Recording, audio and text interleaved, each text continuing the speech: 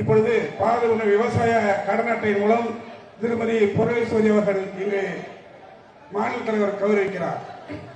பாரத பிரதமர் அனைவரும் வீடு கட்டும் திட்டத்தின் மூலம் இங்கு திருமதி அமிர்தம் அவர்கள் நம்முடைய மாநில தலைவரை அவர்கள் கௌரவிக்கிறார்கள். அடுத்து தூய்மை பாரத் திட்டத்தின் கீழ் இலவச கழிப்பறை திட்டத்தின் கீழ் பயனாளிகள் இன்றைக்கு இளமதி அவர்கள் பயனாளிகள் இருக்கிறார். பாரத உணவுடைய இலவச எரிவாயு திட்டத்தின் அருமை அம்மா உமாராணி அவர்கள் இங்கு பயனாளியாக பயன்பெற்றிருக்கிறார். பிரதமரின் செல்லுமகள் சேமிப்பு திட்டத்தின் கீழ் அன்பரசி அவர்கள் இங்கு வருகை புரிந்திருக்கிறார்கள். அவர்களை மாநில தலைவர் கௌரவிக்கிறார். பாரத உணவின் விவசாய கௌரவ நிதி திட்டத்தின் கீழ் சதீஷ் அவர்கள் இங்கு வருகை புரிந்திருக்கிறார்கள். அவர்களை மாநில தலைவர் அவர்கள் கௌரவிக்கிறார்கள். அருமை சகோதரி இலக்கியா அவர்களுக்கு பதிலாக அவருடைய தாயார் செந்தமிழ் செல்வி இங்கு வருகை புரிந்திருக்கிறார்கள். அவரை நம்முடைய மாநில தலைவர் அவர்கள் கௌரவிக்கிறார். அதற்கடுத்து பாரத மந்திரியுடைய வேலைவாய்ப்பு உறுதியளிக்கும் திட்டத்தை அருமை சகோதரி ராஜேஷ் அவருடைய தாயார் இங்கு வருகை புரிந்திருக்கிறார். அவருக்கு பதிலாக நம்முடைய மாநில தலைவர் கௌரவித்திருக்கிறார்கள். இங்க இருக்கக்கூடிய கோயிலுக்கு மட்டுமே ஒரு தனிச்சிறப்பு 1953 உச்ச நீதிமன்றத்தில் மிக தெளிவாக தீர்ப்பு கொடுக்கப்பட்ட ஒரு வழக்கு. இங்க இருக்கக்கூடிய பொது தீட்சிதர்களுக்கு மட்டும்தான் இந்த கோவிலில் சொந்தம் இருக்கிறது, உரிமை இருக்கிறது. குறிப்பாக அவர்கள் தான் இந்த கோவிலில் பூஜை நடத்த வேண்டும் என்று மிக தெளிவாக உச்ச நீதிமன்றம் தீர்ப்பு கொடுத்த பிறகு கூட திமுக ஆட்சியில் இருக்கும் பொழுதுமெல்லாம் நம்முடைய தில்லை நடராஜர் அவர் மீது கையை வைப்பதற்கு கோவிலில் பிரச்சனை ஏற்படுத்துவதற்கு வந்து கொண்டே இருப்பார்.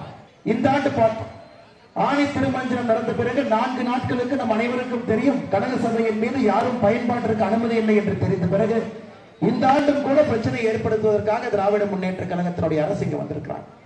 நம்முடைய சரித்திரத்தையும் பாரம்பரியத்தையும் கலாச்சாரத்தையும் மீட்டு கொடுத்து கொண்டிருக்கக்கூடிய ஒரே ஒரு தலைவர் நம்முடைய பாரத பிரதமர் நரேந்திர மோடி அவர். State Bank of India SBI அவருடைய ஆய்வறிக்கை சொல்லுகிறது, அயோத்தியாவிலே ராமருக்கு கோவில் கட்டிய பிறகு அடுத்த ஆண்டு அங்கே செல்லக்கூடிய பக்தாதிகள் மூலமாக உத்தரப்பிரதேச அரசுக்கு வரக்கூடிய வருமானம் மட்டுமே 25,000 கோடி ரூபாய் உத்தரப்பிரதேசனுடைய அரசுக்கு ராமர் கோவில் மூலமாக வரும் என்று SBI ஆய்வறிக்கை சொல்லும். நமக்கு தெரியும், சோழ பேரரசர்கள் முடிசூடும் போதெல்லாம் முதலிலே வந்து அவர்கள் வணங்குவது இங்க இருக்கக்கூடிய தில்லை நடராஜர். பெரிய புராணத்தை ஏற்றியது மக்களுக்கு முதலாக பெரிய புராணத்தை எழுதி அலங்கேற்றியது இங்க இருக்கக்கூடிய சிற்றம்பலம் மேடையில். அயோத்தியாலே ராமர் கோவில் கட்டியதற்கு உத்தரப்பிரதேச அரசுக்கு பொருளாதார வருவாய் மட்டுமே 25,000 கோடிங்கிறான். தமிழ்நாட்டில் என்னங்க ஐயா குறைச்சல்? திரும்பிய பறக்கமெல்லாம் கோவில் இருக்கிறது, நவ கிரகங்கள் இருக்கிறது, சிவபெருமானுடைய ஆதி கோயில்கள் இருக்கக்கூடிய மண், இதையெல்லாம் சரியா பராமரித்தா தமிழக மண்ணில் ஒரு ஏழை தாய் இருப்பதற்கு வாய்ப்பு இருக்குதுங்களாங்க ஐயா. இந்த கோயில் எல்லாம் ஒரு டூரிஸ்ட் சர்க்கியூட்டா கொண்டு வந்து, ஸ்பிரிச்சுவல் சர்க்கியூட்டா கொண்டு வந்து, ஆன்மீக அடிப்படையில் இந்த கோயில் எல்லாம் இணைத்து ரயில்வே சேவையிலிருந்து, விமான சேவையிலிருந்து, பஸ் சேவையிலிருந்து கொண்டு வந்து விட்டால் எங்களை பொறுத்தவரை 2 லட்சம் கோடி ரூபாய் தமிழக அரசுக்கு வருமானம் வருங்க. 2 லட்சம் கோடி. அறநிலைத்துறை அதெல்லாம் செய்ய மாட்டாங்க. எப்படி வருமானத்தை கொண்டு வருவது என்கின்ற வழியில போக மாட்டாங்க. உங்களுடைய MP அண்ணன் திருமாவளவன் அவர்கள் என் நெருங்கிய நண்பர், நிறைய பொய் பேசுறாங்க. சனநாயக மீட்பு மாநாடுன்னு போட்டு வச்சிருக்காங்க. தமிழகத்தை ஸ்டாலினிடம் இருந்து மீட்கும் மாநாடுன்னு போட்டா நானே வந்து மாநாட்டு மேடையில் ஏறி பேசுறேன். எண் மக்கள் யாத்திரைக்கு கூட்டமா வர்றாங்க, ஆனா பிஜேபி காரங்க இல்ல. அவங்க எல்லாம் வேற கட்சியில இருந்து எல்லாம் பிரிஞ்சு பிஜேபியில இணைய வர்றாங்க. திருமாவளவன் ரொம்ப சரியா நீங்க கணிச்சிட்டீங்க. இன்னைக்கு இந்த யாத்திரை என்பது ஏதோ அண்ணாமலை யாத்திரையோ பாரதிய ஜனதா கட்சி யாத்திரையோ இருக்கக்கூடிய தலைவர்கள் யாத்திரையோ இல்லைங்க. ஒரு தமிழகத்தில் இருக்கக்கூடிய நம்முடைய சொந்தங்களுடைய யாத்திரை, உங்களுடைய யாத்திரை.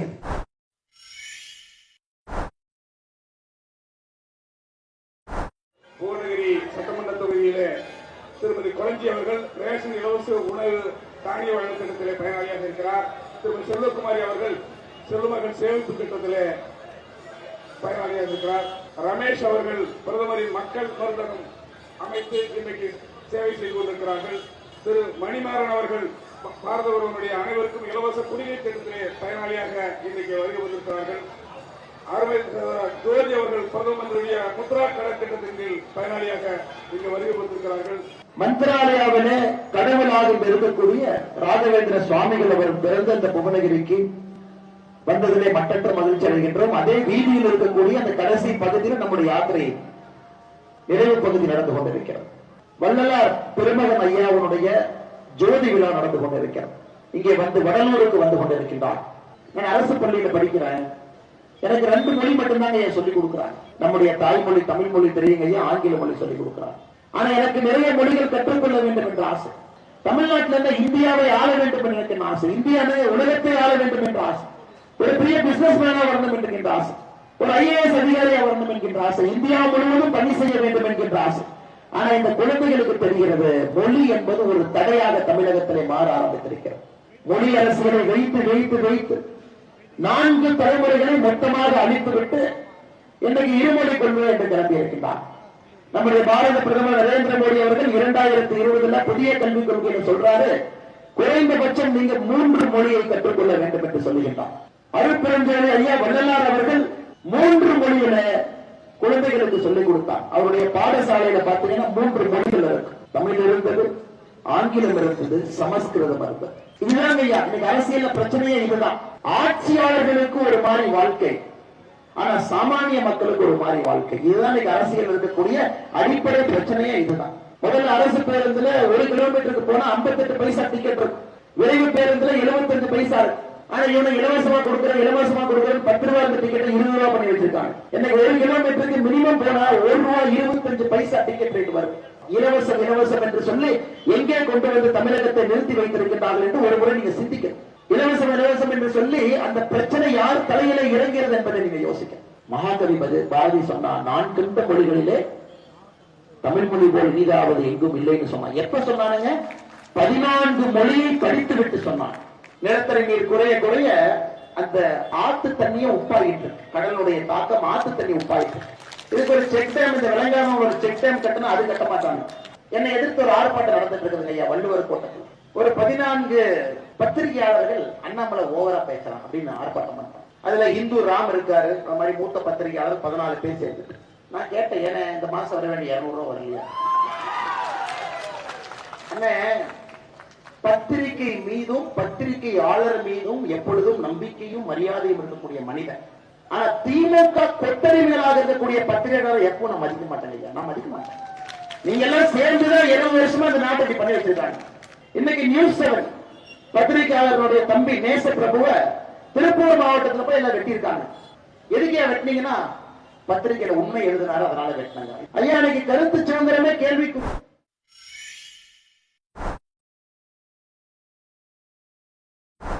செல்வ மகள் சேமிப்பு திட்டத்தில் பயனாளியாக இருக்கக்கூடிய திருமதி பிரியா அவர்கள், அனைவருக்கும் இலவச வங்கி கணக்கு திட்டத்தின் திருமதி சந்திரா அவர்கள், பிரதம மந்திரியின் இலவச உணவு தானிய திட்டத்தில் பயனாளியாக இருக்கக்கூடிய திருமதி ஜெயலட்சுமி அவர்கள், பிரதமரின் முதியோர் உதவி தொகை திட்டத்தின் பயனாளியாக இருக்கக்கூடிய திருமதி சித்ரா அவர்கள், பிரதம மந்திரி கால்நடை வளர்ப்பு ஊக்குவிப்பு திட்டத்தின் பயனாளியாக இருக்கக்கூடிய திருமதி சூரிய கலா அவர்கள், 100 நாள் வேலைவாய்ப்பு திட்டத்தில் பயனாளியாக இருக்கக்கூடிய திருமதி அலமேல் அவர்கள், விவசாயிகளுக்கு வருடம் 6000 வழங்கக்கூடிய விவசாய கௌரவ நிதி திட்டத்தினுடைய பயனாளி திருமதி கொளஞ்சி அவர்கள், பிரதமரின் இலவச கேஸ் சிலிண்டர் திட்டத்தினுடைய பயனாளியாக இருக்கக்கூடிய திருமதி வசந்தியினுடைய கணவர் உத்தரபதி அவர்கள், தூய்மை பாரதம் திட்டத்தினுடைய இலவச கழிவறை பயனாளி திரு பாலமுருகன் அவர்கள், பிரதம மந்திரியின் வீடு கட்டுக்குறை திட்டத்தில் பயனாளி திருமதி அமுதா அவர்களின் கணவர் முத்தழகன் அவர்கள். தர்ம வீரர் காமராஜர் ஐயாவுக்கு பிறகு இவர்கள் அடித்த கொட்டத்தை அடக்குவதற்கு ஒரு கேப்டன் விஜயகாந்த் தேவைப்பட்டார்.